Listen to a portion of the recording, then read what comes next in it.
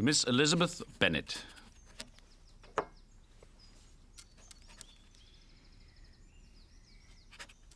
Be not alarmed, madam, on receiving this letter, that it contain any repetition of those sentiments or renewal of those offers which were, this evening, so disgusting to you.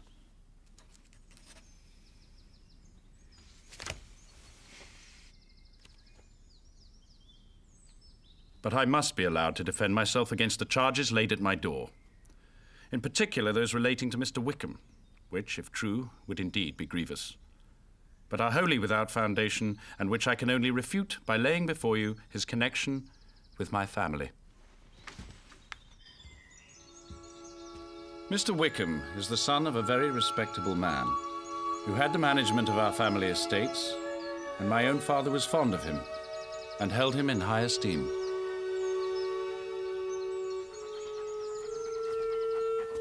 We played together as boys.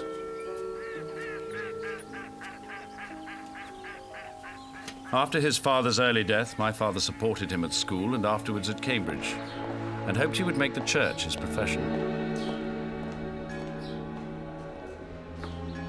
But by then, George Wickham's habits were as dissolute as his manners were engaging.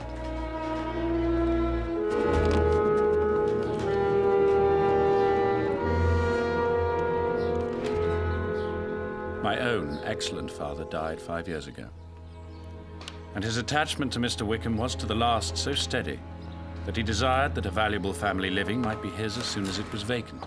Mr. Wickham declined any interest in the church as a career, but requested and was granted the sum of £3,000 instead of the living.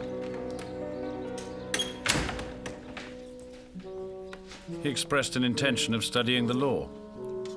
I wished, rather than believed him to be sincere. Thank you. I'm most exceedingly obliged. All connection between us seemed now dissolved.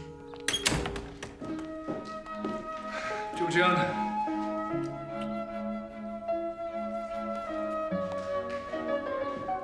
Being now free from all restraint, his life was one of idleness and dissipation.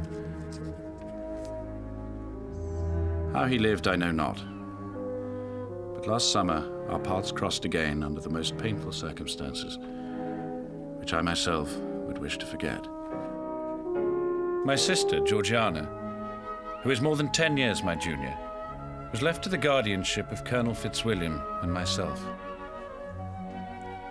About a year ago, she was taken from school to Ramsgate and placed in the care of a Mrs. Young, in whose character we were most unhappily deceived. And thither also went Mr. Wickham, undoubtedly by design. She was persuaded to believe herself in love and to consent to an elopement. She was then but 15 years old. A day or two before the intended elopement, I joined them unexpectedly.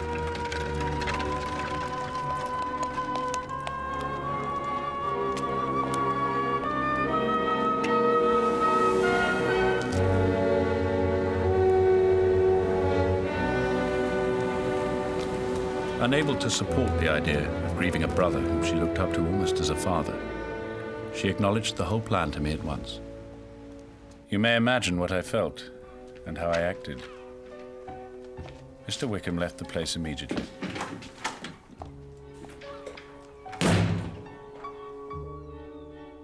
Come.